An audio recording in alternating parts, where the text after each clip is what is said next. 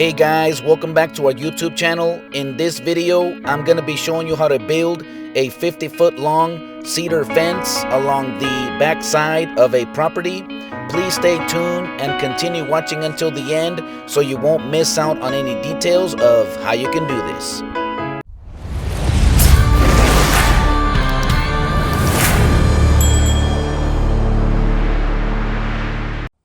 A few weeks ago, we got a call from one of our clients that he wanted to build a cedar fence with a good neighbor towards our side over here with a top plate. It's a very simple design, and the reason why they want to do this is because, as you can tell, there's no divider between our property over here and the neighbor on the back side. Over here in this corner, we actually have a property pin. So we were able to put a 2x4 and screw it into one of the posts that were existing. And from there, we're going to be running a string line that goes all across the property. Now, these lots in the Portland, Oregon area, they're typically 50 feet wide by, they're like 100 feet long. So it's pretty straightforward. You just got to define that corner, make sure that you have it nice and square. And after that, you can just run your string line all the way across to the other side and make sure that it's within the corners. In our case, we squared off on either end, and from there that gave us our straight line. And we're just gonna put our posts. We have about 7 4x4 pressure treated posts. Now this lot, it was kind of sloping down towards the back, so we decided to use longer pressure treated posts. Typically we use like 8-inch long ones, but in this case we have to get the 10-footers, and this is so we can put it into the ground at least like 2 feet or 2.5 feet.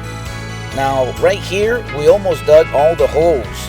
The nice thing about this soil is that it wasn't too hard. We were able to dig all these holes really quick and place our 4x4 posts in there. After this, we're gonna start building the horizontals, 2x4s. All this material that will be supporting the fence panel needs to be made with pressure treated wood. And this is so we can make sure that the fence will last as long as possible. Now, over the years, after many years, wood will end up rotting and it will need maintenance for sure. But this is the best material that you need. And then the nails or the screws that you want to use are for exterior, which are galvanized. So right there, we already defined that corner 4x4 posts. We have those fence brackets that we're just measuring enough from the top down, so that way at the top we're gonna put another 2x4 that just lays flat. It's gonna be like a top plate, and so we're just gonna put these 2x4s along the bottom all the way across, making sure that they're nice and level and straight. The 4x4 posts, they're gonna be nice and straight, following our string line, and we're gonna make sure they're plumb. Once we have all that in place, we're basically building what we call the skeleton or the support for all of the fence panels. After we have it all laid out and put in place, we can go ahead and just mix our concrete and fill each one of the holes, and just verifying that everything is still aligned, and also that we have them nice and plumb and straight.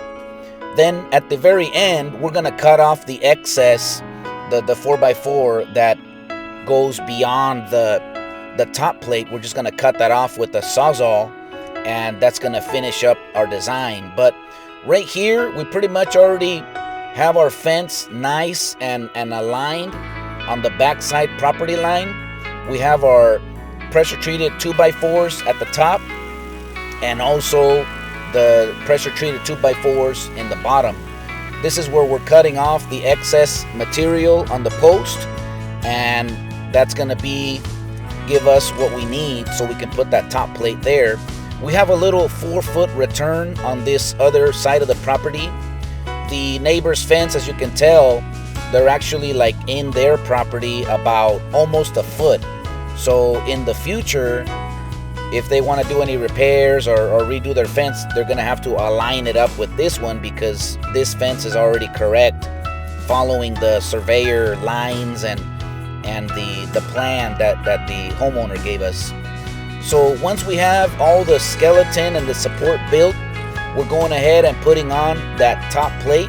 It's just a pressure treated 2x4 that I think they're like 10 feet long, and since this is 50 feet, we have basically 5 of them. We just put them close up against each other all the way through.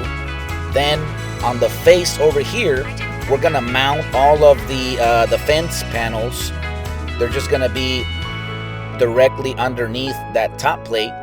And in the bottom, as you can tell there in the middle, I'm digging like a little trench right in front of the fence, because when we started putting these fence panels, we noticed that since the lot isn't like fully level across the property, that some of the fence panels were actually like the dirt was in the way. So I had to dig that trench directly in front and just make sure that the fence panels aren't like touching the dirt.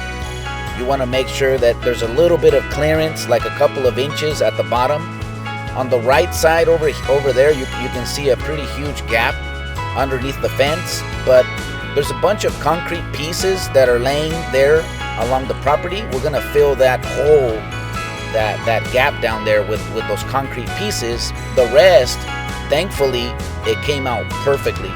So this is how the fence looks from the back side of the neighbor's property, looking towards our side. As you can tell, you have everything on the bottom there, the 2x4s. You have the posts at 8 feet apart from each other. Then you have the one at the top, and then the top plate, basically. But it's a really beautiful, simple design, and this is something that we were able to do in the same day. We started around like 9 in the morning, and by like 5 o'clock in the afternoon, we had this entire project fully completed. Even the owner was surprised, But in our case, we had 3 guys working very hard, and I helped out a little bit as well throughout, in between.